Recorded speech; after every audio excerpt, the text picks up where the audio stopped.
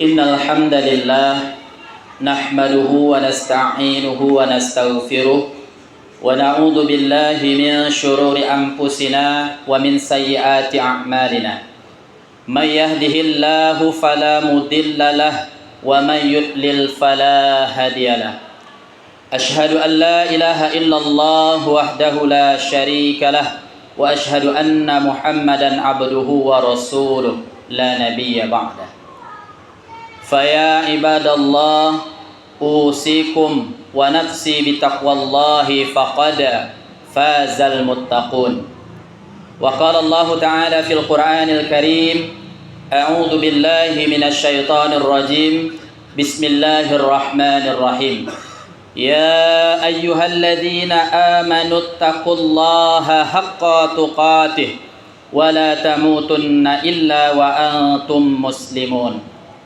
وقال الله تعالى أيضا ولا تصعر خدك للناس ولا تمشي في الأرض مرها إن الله لا يحب كل مختال فخور صدق الله العظيم. Setinggi puji dan sedalam syukur kita pada hari ini, alhamdulillah masih diberikan kesempatan oleh Allah Subhanahu wa taala, yaitunya untuk melaksanakan salat Jumat secara berjamaah. Hari ini adalah Sayyidul Ayyam, induknya dari segala hari, yaitunya hari Jumat.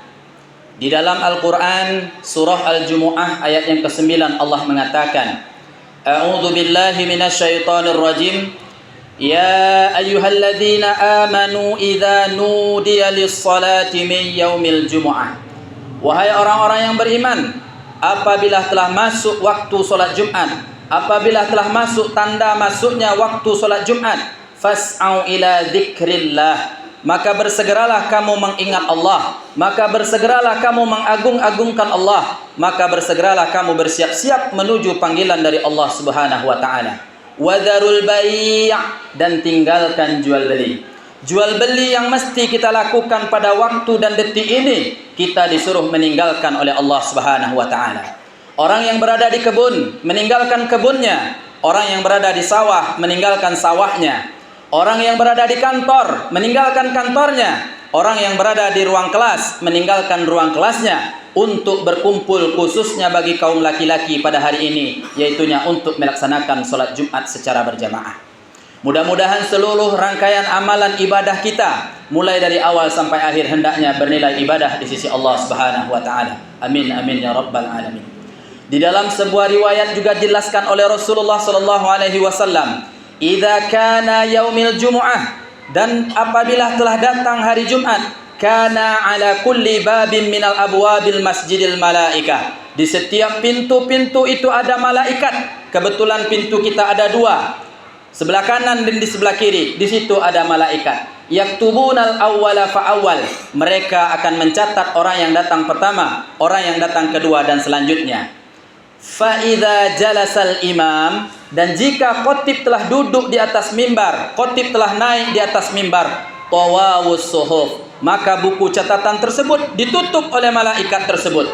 Fa'idha ja'u yastami'una dzikr, dan malaikat itu hadir di tengah-tengah kita pada saat ini mendengarkan khotib berkhutbah. Intinya apa sidang jamaah? Yang melengah-lengahkan datang salat Jumat, yang menganggap remeh saja salat Jumat, yang mentang-mentangnya rumahnya dekat dari masjid, mereka menganggap tunggulah iqamah, tunggulah sebentar lagi baru saya datang ke masjid. Ingat kata Rasul, kalau kita datang khotib telah naik mimbar, tawawus suhuf, maka buku catatan kita, maka buku absen kita telah ditutup oleh malaikat tersebut. Ibaratkan kita menghadirkan suatu event, ibaratkan kita menghadirkan suatu musyawarah, tetapi nama antum tidak dituliskan oleh malaikat di dalam buku absennya.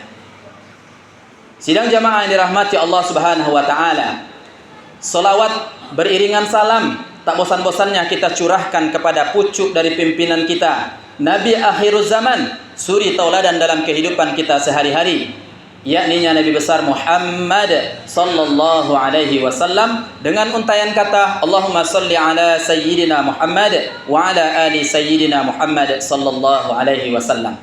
Kalaulah bukan karena jasa beliau, pada hari ini kita mungkin masih menyembah batu. Kalaulah bukan karena jasa beliau, pada hari ini kita mungkin masih menyembah pohon. Kalaulah bukan karena jasa beliau, pada hari ini kita mungkin masih menyembah sesajian. Berkat pengorbanan beliaulah, berkat perilaku beliaulah pada hari ini kita masih menyembah Allah Subhanahu wa taala. Mudah-mudahan kita istiqomah dalam beribadah, dalam menegakkan tolong menolong agama Allah Subhanahu wa taala. Sidang jamaah yang dirahmati Allah Subhanahu wa taala, khotib tak bosan-bosannya mengajak terutama diri khotib sendiri, umumnya kepada kaum muslimin yang hadir. Marilah bersama-sama kita meningkatkan iman dan takwa kita kepada Allah Subhanahu wa taala. Di dalam Al-Qur'an Allah mengatakan, "Wa tazawwadu fa inna khairaz zadit taqwa." Dan berbekallah kalian, dan sebaik-baik bekal adalah takwa. Takwa dalam arti menjalankan segala yang diperintahkan Allah dan menjauhi segala yang dilarang oleh Allah Subhanahu wa taala. Bapak-bapak sidang jamaah Jumat yang dirahmati Allah Subhanahu wa taala. Kalaulah di akhirat kelak kita melihat orang yang ahli maksiat ditetapkan Allah masuk ke dalam nerakanya, itu hal yang wajar. Sudah sepantasnya mereka ditetapkan oleh Allah Subhanahu wa taala. Kalaulah di akhirat kelak kita melihat koruptor, pejudi, pezina, curang di dalam timbangan ditetapkan Allah masuk ke dalam nerakanya, itu hal yang lumrah. Sudah sepantasnya mereka mendapatkan balasan dari Allah Subhanahu wa taala. Karena sekecil apapun kebaikan yang kita lakukan akan dibalas oleh Allah Subhanahu wa taala, dan sekecil apapun kejahatan atau kezaliman yang kita lakukan pasti juga akan dibalas oleh Allah Subhanahu wa taala di akhirat kelak. Tetapi sidang jamaah yang dirahmati Allah Subhanahu wa taala, kita akan terheran-heran, kita akan tercengang di akhirat kelak. Kita melihat orang yang ahli ibadah, orang yang ahli tahajud, orang yang ahli baca Quran, bahkan orang yang hafizul Quran, tetapi dia ditetapkan oleh Allah masuk ke dalam nerakanya Allah Subhanahu wa taala. Inilah judul khutbah singkat kita pada siang hari ini adalah sebab-sebab penghalang seseorang masuk ke dalam surganya Allah Subhanahu wa taala. Mau sealim apapun kita, maupun sesoleh apapun kita, kalau kita melakukan perbuatan yang menyebabkan kita penghalang masuk ke dalam surganya Allah, maka kita ditetapkan oleh Allah masuk ke dalam nerakanya Allah Subhanahu wa taala. Mudah-mudahan sidang jamaah kita dijauhkan dari penghalang-penghalang tersebut. Yang pertama yang menjadi penghalang kita masuk ke dalam surganya Allah Subhanahu wa taala adalah at-takabbur, sombong. Di dalam hadis riwayat Muslim nomor 91 Rasul mengatakan, la yadkhulul jannah, tidak akan masuk surga, man kana min qalbihi mithqala dzarratin min kibrin, barang siapa yang di hatinya memiliki sifat sombong walaupun sekecil biji zarah, walaupun sekecil biji bayam, walaupun sekecil debu, walaupun sekecil ujung kuku kita. Kalau kita memiliki sifat sombong, la yadkhulul jannah, tidak akan masuk surga. Datanglah salah seorang sahabat kepada baginda Rasul, "Ya Rasulullah, aku senang berpakaian yang bagus, aku senang berpakaian yang bersih. Apakah aku termasuk sombong ya Rasulullah?" Dijawab oleh Rasulullah, "Innallaha jamilun wa yuhibbu jamala." Sesungguhnya Allah Maha Indah dan menyukai yang indah-indah. Ciri orang yang sombong sidang jamaah, di dalam sebuah hadis diriwayatkan oleh Rasulullah sallallahu alaihi wasallam, dua ciri orang yang sombong. Batarul haqq wa ghamtun nas. Batarul haqq, menolak kebenaran, tidak mempan nasihat, tidak mau dikritik. Mereka akan berdalih untuk membenarkan penyimpangan-penyimpangan yang mereka lakukan. Misalkan seorang imam masjid yang mungkin sudah bergelar haji, yang mungkin sudah umurnya sudah agak tua pun, dikritiklah seorang anak yang mungkin lulusan pondok pesantren, yang mungkin lulusan kuliah, yang kuliahnya agama. Pak Imam, sepanjang ilmu yang saya pelajari, baik itu makarijul huruf, sifatul huruf, tajwid, dan lain-lainnya, menurut saya bacaan Pak Imam masih salah. Kalaulah Pak Imam ini memiliki sifat sombong, apa yang akan keluar di mulutnya? Ente baru lahir, saya sudah bergelar haji, jangan ceramahin saya. Batarul haqq, menolak kebenaran. Inilah ciri orang yang sombong. Misalkan kita seorang suami, dikritik, dinasehatin oleh istri kita, "Bang, sholatlah bang.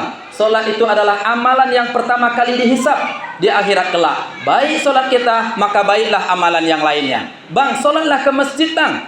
Afdhalu sholatul jamaah min sholatil fazzi bisab'i wa isrina darajat." Sholat di masjid dibandingkan dengan sholat di rumah sendirian 27 derajat bang. Kalaulah kita memiliki sifat sombong, apa yang akan kita sampaikan ke istri kita? Jangan ceramahin saya, cukup mengabdi kepada suami. Naudzubillah, tsumma naudzubillah. Inilah ciri orang yang sombong, batarul haqq. Yang kedua, ciri orang yang sombong adalah wa ghamtun nas, meremehkan orang lain. Silahkan Bapak bangun rumah yang besar, rumah yang bertingkat-tingkat agar kita nyaman di dalamnya, tetapi meremehkan orang yang masih ngontrak, sombong. Silakan Bapak beli perhiasan yang mahal, beli mobil yang bagus agar kita nyaman ke sana dan ke sini, tetapi meremehkan orang yang pejalan kaki, sombong. La yadkhulul jannah. Sidang jamaah yang dirahmati Allah Subhanahu wa taala, iblis laknatullah diusir oleh Allah dari surga karena sombong. Diusir iblis. Anehnya kita pada saat ini, manusia, orang yang penuh dengan dosa, tetapi kita sudah berlagak sombong.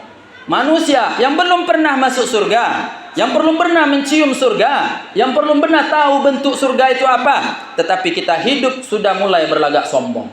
La yadkhulul jannah. Sidang jamaah yang dirahmati Allah, apa yang menyebabkan seseorang menjadi sombong? Setidaknya ada beberapa faktor yang menyebabkan kita menjadi sombong. Yang pertama, harta. Kalau harta kita sudah banyak, gaji kita sudah besar, kita meremehkan orang yang gaji serabutan.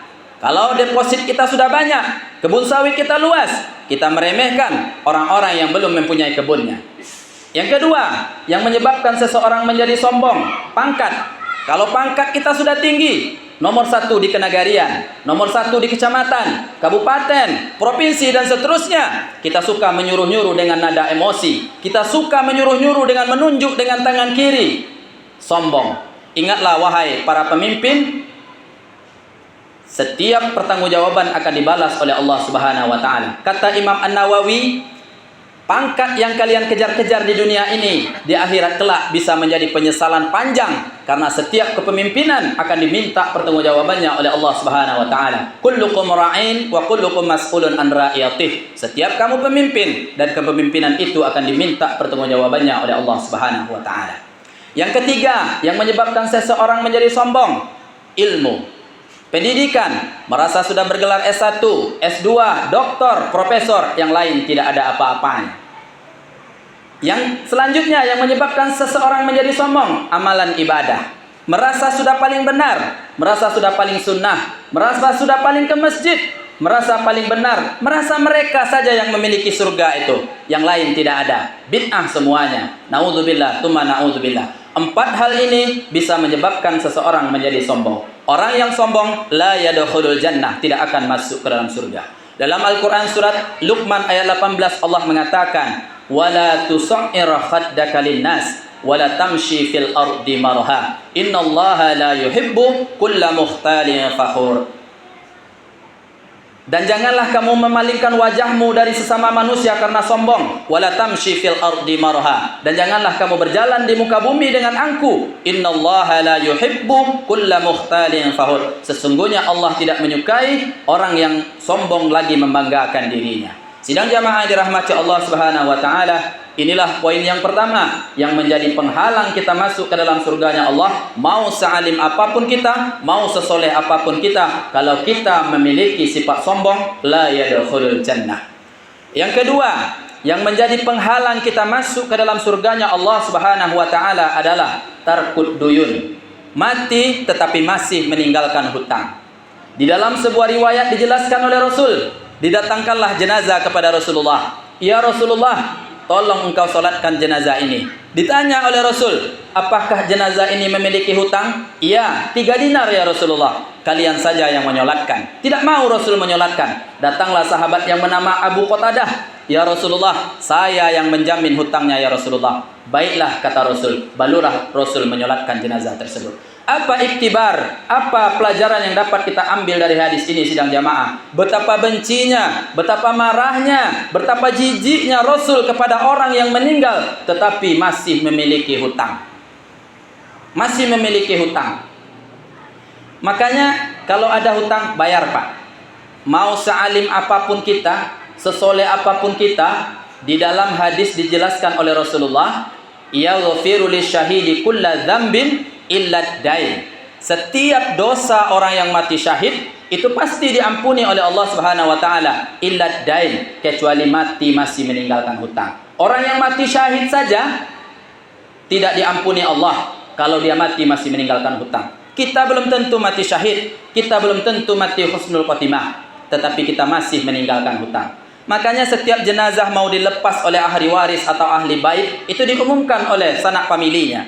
Kalaulah jenazah ini memiliki hutang, baik itu hutang yang berupa materi maupun hutang janji, silahkan temuin keluarganya. Insya Allah kami akan bersedia membayarnya. Bayar Pak hutang sebelum kita meninggal. Berapapun itu, 1.000 rupiah tetap hutang Pak. 500 rupiah tetap hutang sidang jamaah. Jangan sampai gara-gara 1.000 rupiah, 500 rupiah kita masuk ke dalam nerakanya Allah Subhanahu wa Ta'ala.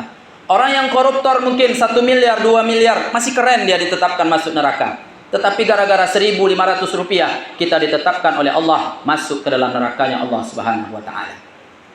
Sidang jamaah yang dirahmati Allah Subhanahu wa Ta'ala, makanya di dalam hadis Rasulullah sallallahu alaihi wasallam mengatakan, nafsul mu'min mu'allaqatun bidainihi. Setiap jiwa atau ruh seseorang manusia itu mu'allaqatun, itu akan tergantung. Disebabkan oleh apa? Bidainihi, disebabkan oleh hutangnya. Luntang-lantung ruh dan jiwa kita. Sampai kapan? Hatta yuqada anhu, sampai hutang kita dilunaskan, baru kita diterima oleh Allah Subhanahu wa Ta'ala. Sidang jamaah yang dirahmati Allah Subhanahu wa Ta'ala, itulah khutbah singkat kita pada siang hari ini. 2 poin, 2 asbab yang menjadi penghalang kita masuk ke dalam surganya Allah Subhanahu wa Ta'ala. Yang pertama adalah at-takabbur, sombong. Mudah-mudahan kita dijauhi dari sifat yang sombong. Yang kedua adalah tarkut duyun, mati tetapi masih meninggalkan hutang. Barakallahu li wa lakum fil Qur'anil azim wa nafa'ani wa iyyakum bima fihi minal ayati wa dzikril hakim wa taqabbala minni wa minkum tilawatahu innahu huwas samiul alim.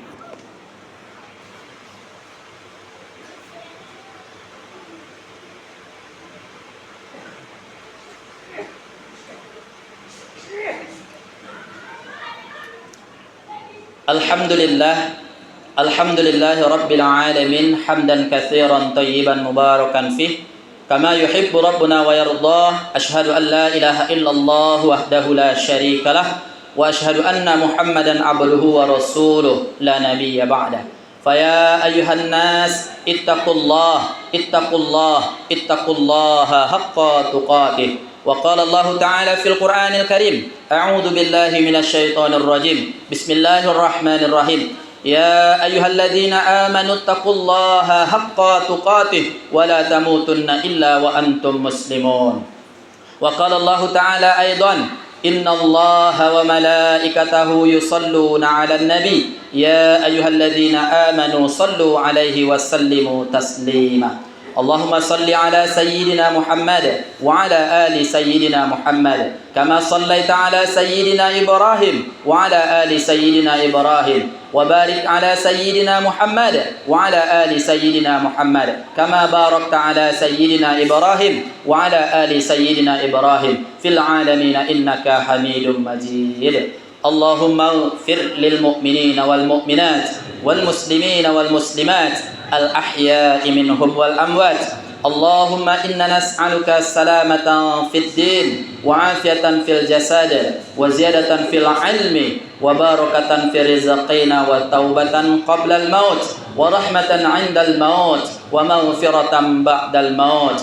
Allahumma hawwin 'alaina fi sakaratil maut wan najata minan nari wal afwa indal hisab. Allahumma ahyina bil iman wa amitna bil iman wa syurna bil iman wa adkhilnal jannata ma'al iman. Allahumma sabbitna ma'al iman wa akhrijna minad dunya ma'al iman wa khaddim lana minal jinna ma'al iman. Allahumma afina min kulli bala'id dunya wa adzabil akhirah wa syarid dunya wa syaril akhirah. Ghafarallahu lana wa lahum birahmatika ya arhamar rahimin. Rabbana la tuzigh qulubana ba'da idh hadaytana wa hab lana min ladunka rahmatan innaka antal wahhab. Rabbana atina fid dunya hasanah wa fil akhirati hasanatan wa qina adzaban nar. Wa sallallahu ala sayyidina Muhammadin walhamdulillahi rabbil alamin. Ibadallah, Innallaha ya'muru bil adli wal ihsan wa ita'i dzil qurba wa yanha 'anil fahsya'i wal munkari wal baghi ya'idukum la'allakum tadhakkarun. Wadhkurullahal 'azim yadhkurukum wa la dzikrullahi akbar. Aqimissalah.